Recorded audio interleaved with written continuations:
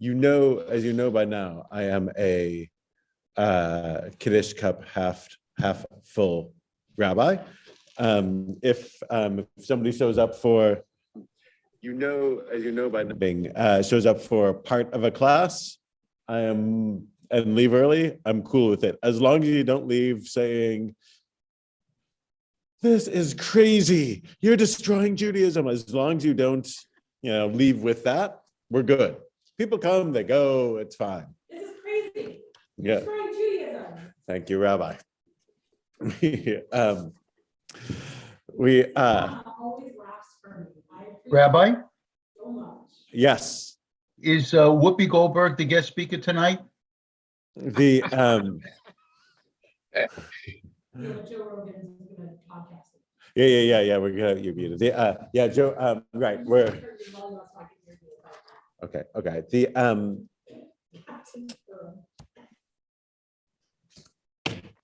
Good evening. We get this evening to do a bit of study. The idea of this series is to have is to explore different topics that come up along the way. The last couple of them were very serious, abortion and post-mortem organ donation, and we will continue with serious ones, but and like 60 Minutes every so often will they'll do this scandal and that crime, and then they'll do an interview. And then right, but then they'll do a human interest thing where it's like a interview with a country music sensation or something. So this is the Jewish version of that, which is, what's the deal with writing G-D?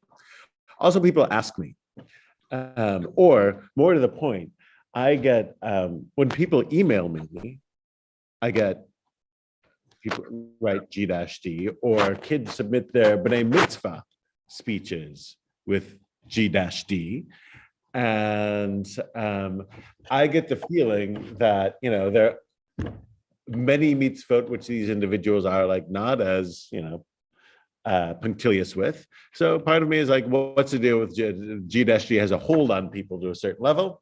So I figured we would, I wanted to explore what the deal is with it. Make sense? Rabbi Sisi, I think this maps onto, yeah. You approved the topic as well, so I think the same. It's something that comes out. Can I mute myself for just a second? Oh. Can you guys hear me? Can you hear me? No, not well. Okay, so I'm going to put my computer. Okay. Now you're So here. now I hear me in the background. No, I was just going to say, I find this really interesting for a number of reasons. One of which is I was guilty of this practice. Well, we'll see if it's guilty or not. But I was one who partook of this practice to very late in my career, actually, in terms of being a rabbi. I do want to, just for fun, mention a friend of mine, Eliana Light, who is a Jewish educator, has this project called the God Project. And what she does, whether or not halachically spelling God's name, and we'll get to that in a second, Rabbi Dan's just opening the door, she spells God G', because her whole thing is to take what we hold in that vessel that we call God. Not exclamation point? No, that's you got G exclamation point D. Oh, Yeah, and to I did. I'm me getting my punctuation wrong is an unusual thing, but exclamation point. I'll put it in the chat. But because she's exploding the idea of what we mean when we put something into that box we call God. So that's more of a theological conversation, which I think is very cool. And just by anecdotal point, I also have a book that was written by Shlomo Carlebach about love and about kindness and chesed, all these beautiful Jewish values. And in that, throughout the entire book, they spell God G'. So, but Eliana, I'll put it in the chat. It's G'' to sort of blow open this idea of what we contain in that word. So that's what she does, G'. And with no further ado, over to you. I am shocked that G Heart D has not taken over Facebook. So I'm using one primary source for all of our sources tonight, which is David Galinkin's tshuva. Must God's name be written in English as G-D? Rabbi Galinkin is a professor at Machon Schechter in Jerusalem, and for many years was the head of the Committee on Jewish Law of the Masorti movement, the conservative movement in Israel, and writes incredibly exhaustive responsa, which is to say, treatises on Jewish law that are sometimes on very serious issues and sometimes on more minutiae sort of things like this. And he's incredibly exhaustive in how he goes over these things. It's really impressive to me. You studied with Rabbi Galinkin? Yes, I did. Yeah. Yes. Yeah. He's a smart guy. So I'm basing this on this. And we're going to go through these bits. Oh, wait a second. I think I the wrong one. I need to move things around my screen to make it work. All right. So, and Rabbi, we can rotate as need be. So the first thing is like, what's the deal? Like other religions are so I don't know. Nobody, I've never seen, anyone write G-SUS, right? Like it's not like this. This isn't every religion that is strict on writing God's name or reticent to write God's name. Others would be sort of anxious to get the word out there. Jews, as often is the case, we got rules for everything. So why is there a rule for writing God's name? And the answer begins in the Torah. As most answers. Right. So the question is. What's the source of this tradition of writing G-D, and what's going on? Like so the answer is that it begins in the Torah. It begins in the book of Deuteronomy. It says, as I quote here, when it's sort of a section when the Israelites are entering the land of Israel, the commands is you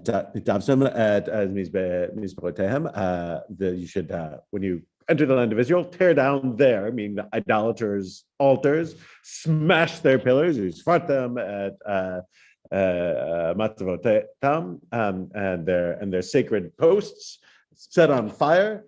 All their idolatrous stuff, and cut down the images of their God, obliterating their name from that site. Ibadatem et shmotam min makom. Don't do that. You should not do it that way for Adonai your God.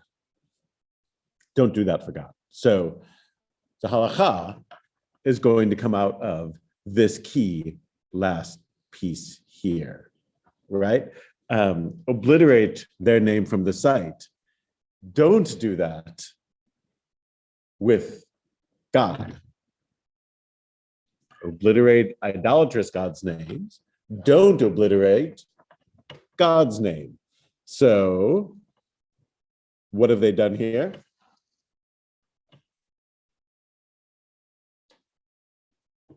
You see what's going on? So, because we have to obliterate the idolatrous God's name, but not God's name, means don't obliterate God's name, which means if you're writing down God's name, you have to be careful. This is the source of it, right? So this is the source of it, and it's a classic move of the rabbis reading something very, very closely. You could read, it might be logical to read, don't worship, don't do the same with God. As referring to all of the above, they say, well, especially this name thing. Or you could say that name is representative, right? That don't you should obliterate their name, meaning like sort of like, wipe them out. But they're meaning literal name. Right? Always feel free to interrupt and ask a question.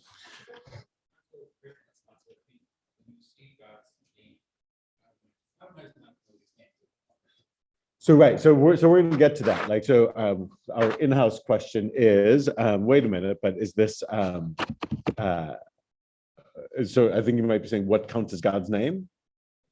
But just every reference that we use, like on Saturdays, there's no like specific name that. I'm sorry, I'm trying to humanize it. It's not like Adonai's God's. It's not like Adonai's God's name. So God's name is. Well, God has a few names, and we'll sort of get there. Yeah, there are But there are some that are names, some that are. if you're talking, you have to unmute. According to the rep. You have to, I'm right. So some are names, some are descriptions, but God's name, generally speaking, we think of God's name as Yud He Vav He, right? The what we pronounce as Adonai, that's God's name. That's like saying Jonathan or Bob. Right, and we don't even really Cynthia. pronounce it because we don't know how. You're still. Well, can you guys hear? Oh, okay. Here, all right, I'll undo me or unmute me. That even that, right? Adonai is not necessarily God's given name. If we're saying that, we're sort of hinting at a given name. Even that is a nickname for it. But there will be a distinction made between like I am Cecilia or Rabbi Sisi. Those are my names, but my husband calls me dearest. That's not my name. That's a descriptive. And we'll get to the difference between those things shortly. So, Rabbi, the question That actually is a nice distinction. They're names, proper names, and people can have a few of those, but and descriptors don't count as that. God's name is Yud He Vav He, Adonai, and and there are a few others out there in the which we'll get to, like at the burning bush, God gives a name that isn't that, but God, arguably, or maybe more technically, God is what God is, right? As opposed to the name. So we'll see what this. So in the Midrash, in an early level Midrash, this is Sifrei Devarim, the early halachic Midrash. Rabbi Ishmael says he's a Tana, he's living before the time of the Mishnah. Omer, minayin machok ot achad min Hashem, shuva shehu v'lo ta'aseh. Rabbi Ishmael says, from where do we know that if one erases even one letter of God's holy name, uppercase N name, the person transgresses a negative commandment, the mitzvah, that one of the thou shalt not, a negative commandment. And you should cause our name to go lost. That's a verse that we had to translate differently. You should not do this with Adonai or God. So he already knows in 1st, 2nd century CE that there's a prohibition on erasing or doing anything damaging to God's name. Meaning, he doesn't think he's coming up with this rule. He's explaining a rule that he thinks predates him, and he's speaking 2,000 years ago. So we know that this is an ancient tradition rooted in the Torah that they definitely were practicing way back when. Make sense? Questions? So this is then codified in the Talmud, and strikingly in the Mishnah Torah. Actually, the Mishnah Torah will put it very bluntly. Maimonides, 1,000 years ago or so in Egypt, takes all of what's before him and sort of and puts it very clearly. And he says, "Kol merber shemet min hashmot hakadoshim v'torim shenikra b'hem kadosh baruch hu lokeh min haTorah." Whoever willfully destroys an inscription of any of the holy and pure names of which the Holy One, blessed be God, is called, is guilty of a sin punishable by the Torah with flogging, meaning if this is such a serious violation, you get whipped for it. You get flogged for it. Because it's an idolatrous, like it's act of idolatry, because it says, blah, blah, blah, this is the first that we have. So we know that treating God's name lightly is not only forbidden, but when the sages had temporal power, not just urging people to do the right thing, but were able to enforce it, they said this was punishable by flogging.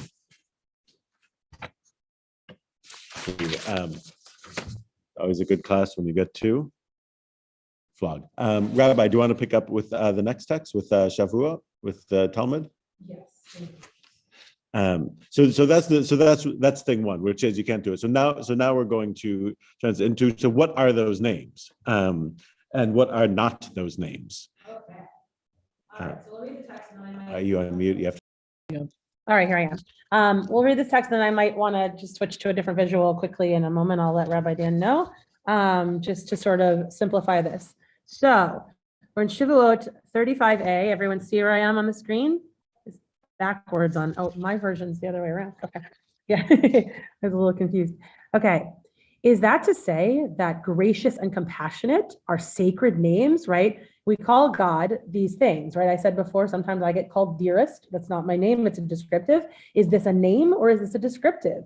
So gracious, El Rahum V'Chanun, are those sacred names? The Gemara raises a contradiction from a Baraita. There are names of God that may be erased, and there are names of God that may not be erased due to their inherent sanctity. These are the names, and it flat out says it. So when people, I'm always getting, oh, there's different opinions on this. I'm like, well, kind of no. There's a strong opinion. These are names that may not be erased. For example, and several variations on the name God, which in Hebrew is Elohim. So you have El, right? Just El, 2 letters. Elohecha, which is your God. Second person singular suffix for those who are grammar fans, such as myself. Elohim, which is the plural of El, but is also one of the designations of God in the plural, Elohim. Elohechem, your God, second person plural suffix, meaning all y'all's God. I'm from South Jersey, I can say that. And then I shall be as I shall be, what we heard a couple weeks ago in the Torah, the Ehyeh, Asher Ehyeh, I will be that which I will be. That is one of these names. That sort of non-name that God gives to Moses at the burning bush, that is a name. And then here it says, I shall be as I shall be.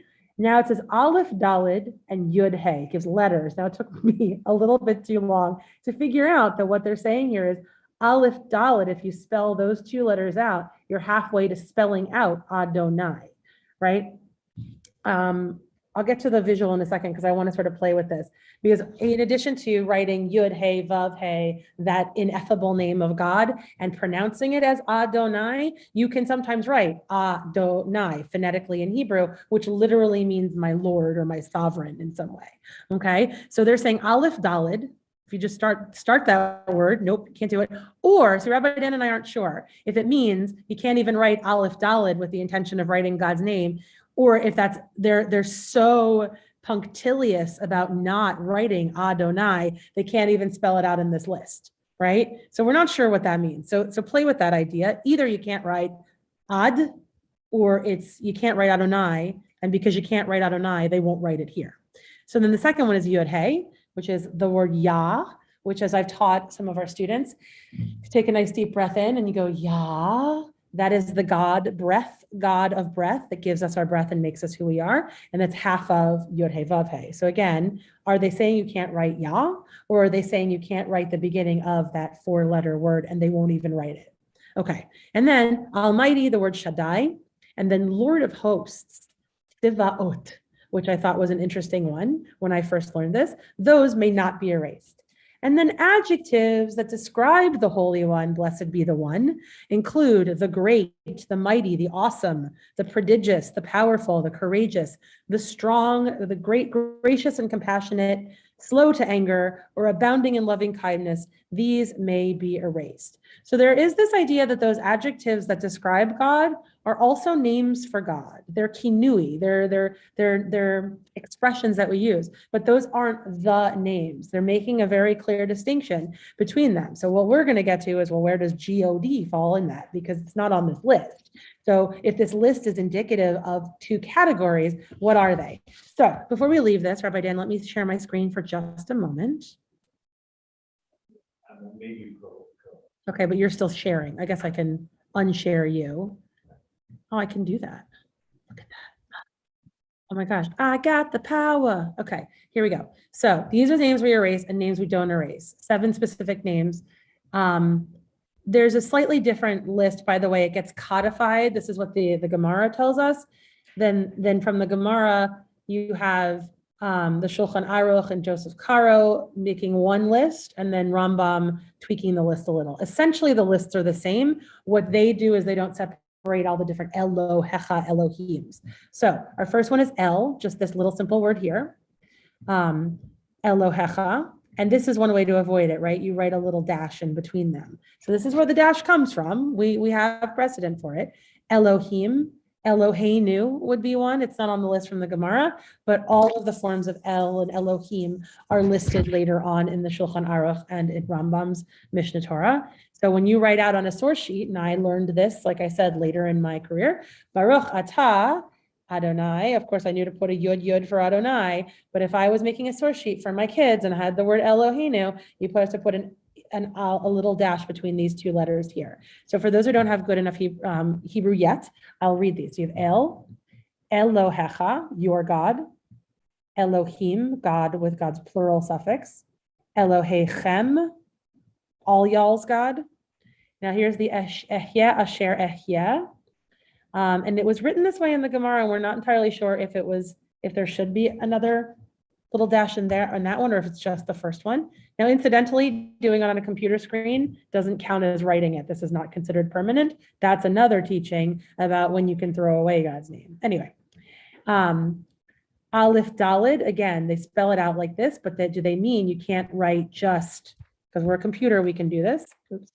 Aleph Dalid, or do they mean Aleph Dalid plus the Nun and the Yud, right? We're not sure. But here they wrote the letters. The same with Yud Hey. That's the letters Yud and Hey. Shaddai. And then Tzivaot. And I think it's kind of interesting, right? To me, it's clear where in El and Elohecha you would put the dash. But what I don't know, Rabbi Dan, if you have any ideas, for Shaddai and Tzivaot, would it matter where you put the dash, as long as you break the word in some way? I think just breaking. Yeah. Yeah. So, and then the ones these are the descriptions for God. Hagadol, the mighty. Hagibor, the heroic. Hanorah, the awesome. Ha'adir, the gentle. The hechazak, and the strong. Ha'amit, the brave. Ometz, what it like, another great courage, that's it. Ha'izuz, against another strong reference. Chanun virachum, that's the compassionate and forgiving. Erech apayim virav chesed, that's that, by the way. Adonai, Adonai el rachum v'chanun, erech apayim virav chesed v'yemet. And I think it's rather pointedly that, because that description of God in the Torah, we call them the 13 attributes. Some of those are names. Adonai is clearly a name. So there is a distinction being made between these things that describe God versus the things that are these prescriptive names right here. So it's kind of a little like we're about to delve into this category of, is the bird kosher, right? If you know about in the Torah, how do we know if an animal is kosher? Anyone?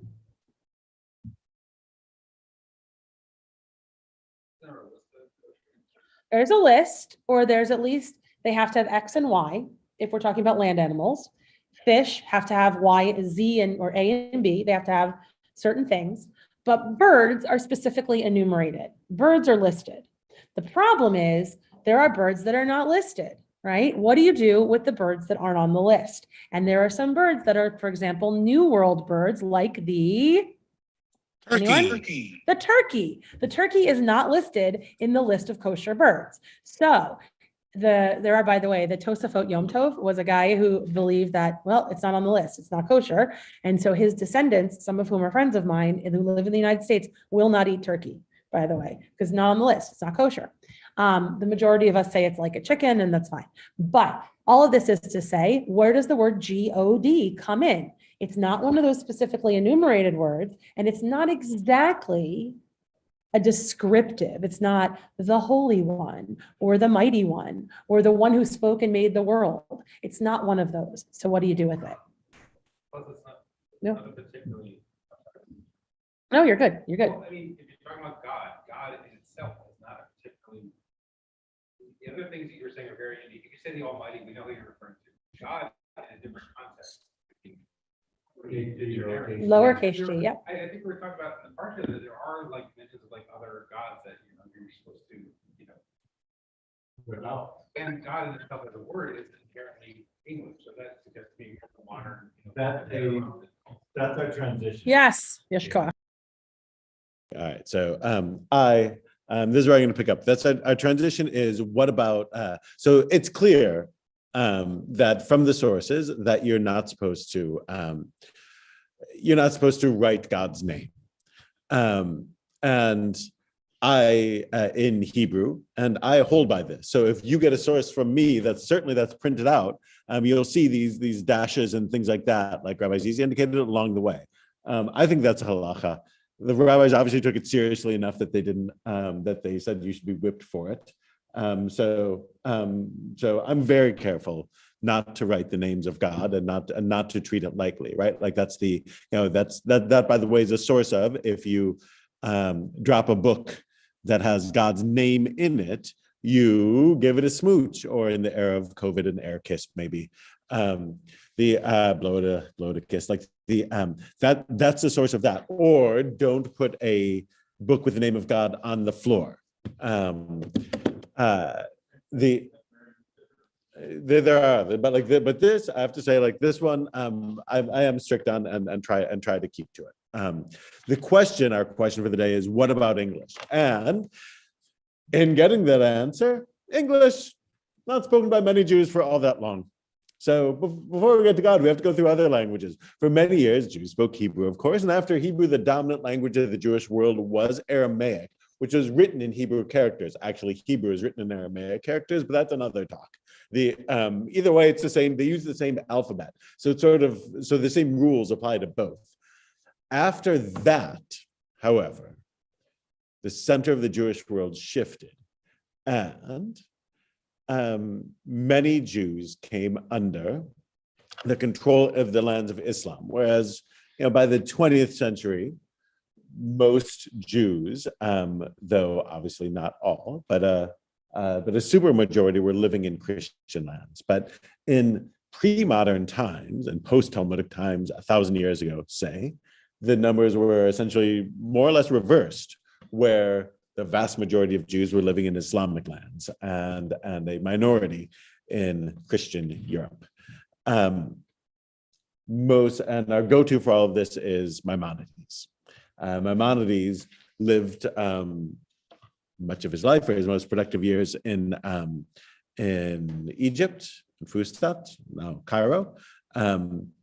And because of the Cairo Geniza, we have writings in Maimonides' hand, which is to say that when the Cairo Geniza was excavated and studied in detail, most prominently and most famously, and the first great scholar of them was Salman Schechter of blessed memory, who merits a mention. Any of this, I actually just read the book Sacred Trash, which is great. You can get it out of the Bridgewater Library, because I got it from there and returned it. It's a great book about the Cairo Geniza. In any event, they kept any source that had God's name on it, they kept and put in the Geniza. And because it was a hot, dry climate, it remained, and it remained there for 1,000 years. So we have Maimonides' handwriting of documents that he wrote. So what did he do when he wrote the name of God, not in Hebrew, but in the vernacular being Arabic, Allah. So Allah, of course, is the word for God. It doesn't refer, it's not a specific name of a God like Yud He Vav He or Jesus or Brahma or whatever you want your God to be called, like or Baal. It's not the name of a God. Allah is the name for God. It's meaning it's the word for God rather than the name of God. So when Maimonides spoke in the vernacular, and he wrote his many great works, Mishnah Torah was in Hebrew, but the Guide for the Perplexed, the Moreh Nevuchim, he wrote originally in Arabic. So Galinkin says, Professor Mordechai, in his tshuva, this is just easy for me to quote. Professor Mordechai Akiva Friedman, winner of the Israel Prize in Jewish History, i.e. not a schlepper, is one of the world's leading experts in Judeo-Arabic, the Rambam, Maimonides, and the Cairo Geniza. I asked him whether the Rambam and other Jews in the world of the Cairo Geniza wrote the name Allah in Judeo-Arabic or used abbreviations, meaning did they write the equivalent of G-D using Arabic characters. He was kind enough to send me one of his books where he wrote, in general, they wrote Allah, meaning God, in full in Judeo-Arabic, though in a few manuscripts we found various forms of abbreviations due to the sanctity of God's name, even in other languages. This is an excessive stringency, which was not accepted as halakha for future generations. As is well known, thanks to the Cairo Geniza, we have in our possession today many writings written by Maimonides himself, including secular letters, and in them he wrote Allah in full. So, and among our oldest day-to-day sources of people writing in a vernacular alphabet and vernacular language, and from no less a source than one of the greatest sources, we almost miraculously have letters in his hand. And Maimonides and others of his generation wrote Allah out. They wrote it out. They didn't, even though that's a translation of the word El into Arabic, when they wrote the translation of God's of this word that they wouldn't write in Hebrew, they didn't use abbreviations. Some people did, but most did not. So that's a key thing. Some did, most didn't. Make sense? So that's an early and sort of authoritative example. We find similarly in pre-modern times in Christian Europe. We have a source here by Glinton, Rabbi Shabbatai Meir Cohen, the Shach commentator on halachic works, living in Eastern Europe in the early 1600s, writes, the name of God in Hebrew is the name, but in a secular language, it's not a name at all.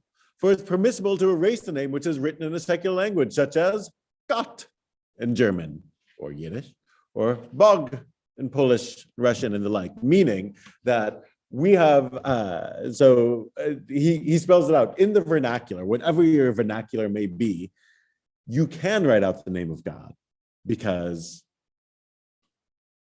it's not in Hebrew. In Hebrew, you can't mess with it. But we have ancient sources, or here medieval sources, saying in other languages, fine. The Mishnah Brura, the last great work of halakha from pre-Holocaust Europe, says, it's written, if the name is permitted to erase, it's forbidden to say in a bathroom. Yeah, this was fun for me.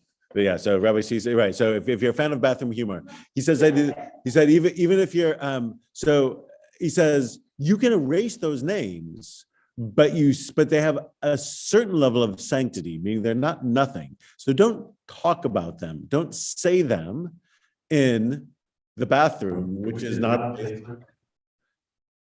a place to have holy conversations when you're attending to your business. So he spells out again like Gott, German, Yiddish, Bog, in Polish or Russian and the like, because even though there is not holiness in the letters of its writing and it's permitted to erase them, even so, it's a disgrace to mention it in an unclean place. So ifila b'lashon laz. So so they don't have sanctity. So you can erase them and don't have to, do abbreviations and things like this. But there's enough sanctity you don't talk about it in the bathroom, taking a shower or things like this. Yeah. Unmute. Yeah, no, I just, bathroom humor aside, there, particularly in the Gemara, there is a lot of ink spilled about, the complexities of human life meant that you were potentially going to do things like pray when you were out in a cow pasture, right? You were going to be around manure and around bathroom things because the complexities of what ancient life and even modern life involves. So I found this, when I said this was fun for me, I found it really kind of interesting that, our rules, our halacha talks about when you can say words of Torah, when you can learn words of Torah, when and where you can pray and use these names. Remember the lists I showed you, both of those names. And so to me, the presumption was, yes, of course, you're not going to say any of those words that you can't erase. And of course, you're probably not going to say Adonai, El Rahum Vechanun, gracious and compassionate God, because those aren't the things one discusses when one is near the restroom or a bathhouse or any of these things. But all the more so, it was interesting to me that even another level removed, the German or the Yiddish for those words is also something you don't talk about in those spaces. So that was kind of a fun one for me to learn. I didn't know. Right. So, and again, so the related halacha is you can't, that's why, you hang up your talit before going to the bathroom, but certainly take off your tefillin. You're not supposed to bring a holy book into the bathroom. And again, I both read holy books and I also go to the bathroom, and I very much set them aside and don't and not bring them in. Like it's just not proper. Even if I'm just brushing my teeth, I'll put down the book, go get the toothbrush, come out and read while brushing my teeth, but outside of that, it's just. And so yeah, this is a thing that that I in fact still hold to. And then last thing, Rabbi Louis Jacobs, who is a great sage and a brilliant guy, whose books are well written and still worth reading. One of the leading rabbis in England, this is again just quoting straight from Glicken, the founder of the English Masorti movement, wrote an anonymous response for many years in the London Jewish Chronicle entitled "Ask the Rabbi." He published some of them under his name. He rules there, according to the Shach, the source we saw earlier. So there's no need for the current absurdity of writing G-D or AL-TY for the Almighty. To do so is to be guilty of super piety, which is discouraged by the rabbis, which is another great thing, meaning, despite everything that you see in the world today, the sages actually said, don't go overboard with stringencies because, well, there are two reasons. One, the stringency will become like the actual halacha itself, which isn't correct. You're not supposed to build a fence around a fence. You're supposed to build a fence around the Torah, but not a fence around a fence. That's just going too far because there's no end to it then, and you don't get into a competition where people are trying to out from each other, and that it would breed contempt for the actual laws as they are. That people say, well, if I have to do all of that, then I'm not going to do anything. So he actually says that not only do you not have to, but that you shouldn't. All right. Well, some people, some people hold by it and some people don't. Trying to pick up, should I keep going? All right. No, all right. So on the other hand, one is we've seen above a small number of Geniza fragments, meaning from the Cairo Geniza, contain abbreviated version of the word Allah in Judeo-Arabic. Judeo-Arabic is it's like Yiddish, but in Arabic, right? Or Ladino, what Ladino is to Spanish-speaking Jews, and Yiddish was to Jews in Spanish lands. And what Yiddish was to Jews in Eastern Europe, an amalgamation of German and Hebrew. Judeo-Arabic is to Jews of Arab lands and Middle Ages. Thus, authors or copyists of those manuscripts consider the word Allah in Arabic to be holy, and they abbreviate it the same way they abbreviate God's names in Hebrew. It's not like it's without precedent. This isn't just something that people invented 3 weeks ago. We have 1,000-year-old examples of it. Not a majority, but we have them. We also have the source from Rabbi Azai ben Eliyahu the Trani, the younger, who lived in Italy in the 13th century. He says, and should be asked about the books of the Gentiles, like non-Jews, which they write today in their languages, and there are holy writings. So he's asking, what about a copy of the Tanakh not printed by Jews, not printed in Hebrew? Like, what do we do with those? Like, because there are Old Testaments out there, right? If they require Geniza, in other words, are these holy or not? And if one should worry about God's name in them, or not to swear falsely by them, and not to erase them. For one who erases the name of God transgresses. And it appears to me to be strict about this. So he, in the 1300s, is asked, should we treat, when Gentiles, he's talking about Christians and presumably the Old Testament, right? Like, should we treat that like a holy book? And if it comes into our possession, bury it like we would bury a Hebrew book? He says, best to be strict about it. He's taking a better safe than sorry approach. And he says, yes, treat the name of God written in the vernacular as holy. The New Testament, I don't think he would put in the same category. He specifically is saying our holy writings. If it's their holy writings, probably not. Yeah, somebody says that specifically says that the King James Bible does not use the Right, not the King James Bible, just if it's a copy of, as it were, the Tanakh. Rabbi Yochanan Aibishitz, also of that era, writing in the 18th century, says, and due to our many sins, most of the masses are not careful, and they say in German or Yiddish, God should punish him, God should strike him, and they transgress a negative commandment to the Torah. In any case, due to our many sins, they're not careful about cursing, the kinui, a substitute for a divine name, meaning that which they should do. They shouldn't say God's name. They should, but they're not using a substitute. They think what is written or said in a Gentile language is only an adjective, and they're mistaken. So he's again being strict about this. He says people are treating the vernacular Yiddish as if everything's the size of an adjective and not God's name, and he disagrees. And they write in all their correspondence, adieu in French. And this is a kinui, meaning this is a name of God, which means with God, adieu, right? To be with God. It's like adios, right? You go with God. And it is thrown in the dunghill. He's quoting the Talmud of like what not to do with God's name. You're not supposed to throw it in the dunghill, right? And the sages already made a festival. The name of God should not be mentioned in context because tomorrow this one will repay his debt, and the contract will be thrown in a dunghill. There's it's a reference to another scene in the Talmud that a special day which they made a law saying you cannot write the name of God in the contract. Meaning you can't say I swear to God in the contract, because the contract's going to expire and you're going to throw it away, and then you've thrown away the name of God. So the rabbis, before the destruction of the temple, while the temple is still standing, made a rule: you can't write the name of God in the contract because you'll get thrown away.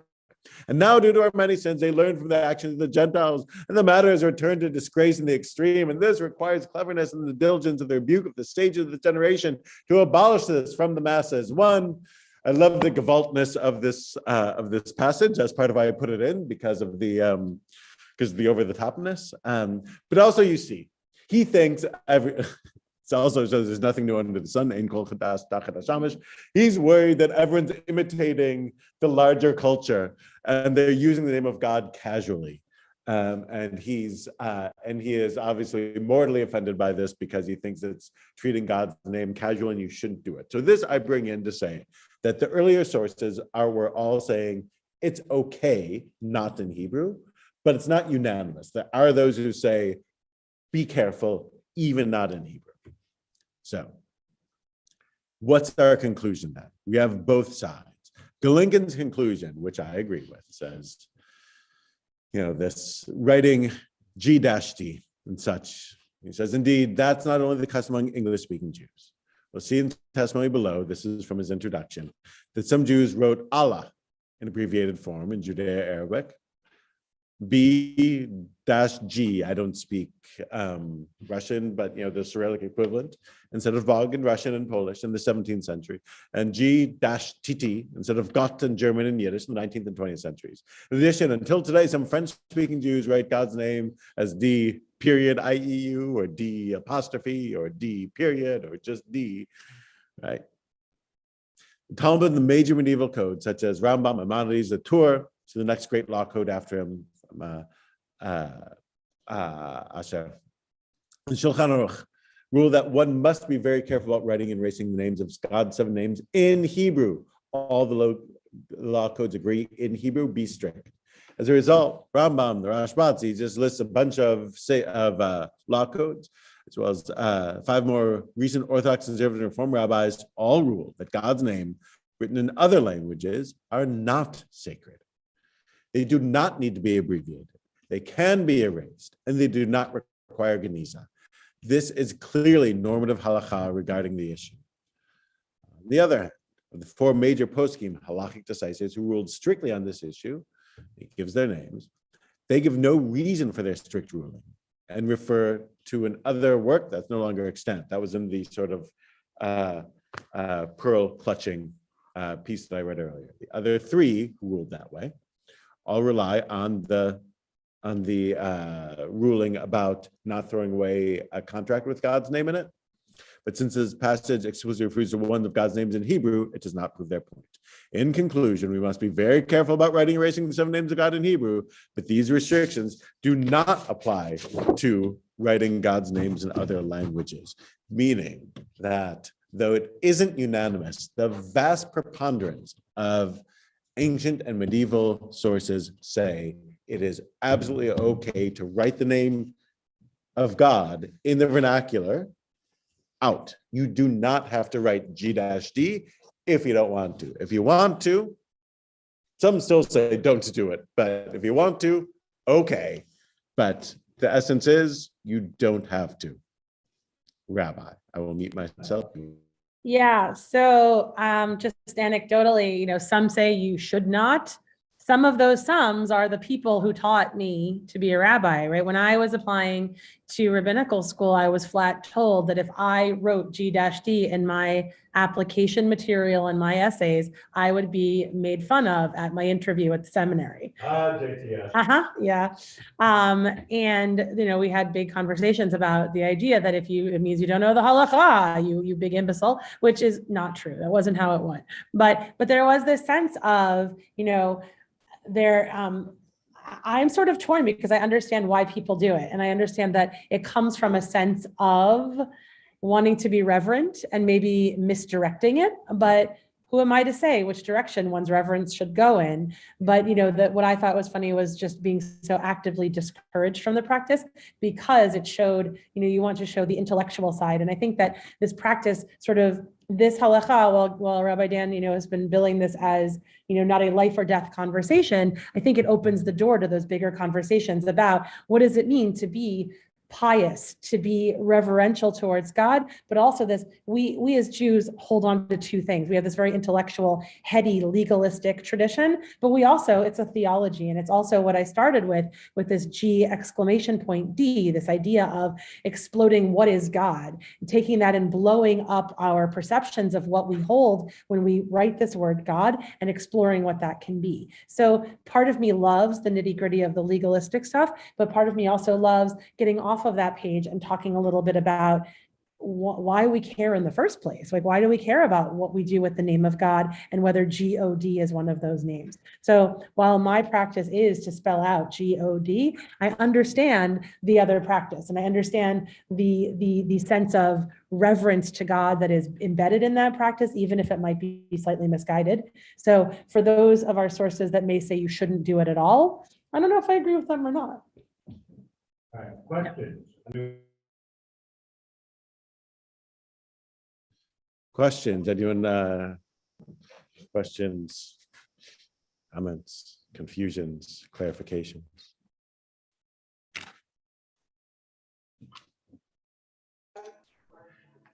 Could you show the name of the shach again? So look, I would say some people like writing it that way. Some people write it just almost as as an indicator. It's, what's important is saying Kiddush on Friday nights, like not, putting a dash in God's name. All the more so, by the way, on the computer. Computers universally are regarded as not actual writing. Because if you can't erase God's name, once God's name appears on your computer screen, if you counted that the same as writing, I would never be able to close that window, right? I would never be able to. I would never be able to shut down the computer. I would never be able to, right? Like once God's name's on the screen, then you'd be. So everyone agrees. Even the strictest folks say that on the screen it's okay. The issue is only in print. I assume the same then for Hebrew then on a screen. Short answer is sort of implicit in it. Must God's name be written as G-D? And the answer is if he's writing God in the top, it indicates that it's okay. And the fact, for me, again, the fact that Maimonides, of all people, wrote Allah, wrote it out, tells me that this is kosher. All right, then. Thank you, rabbis. If people have questions on God's name, we get to wrap up.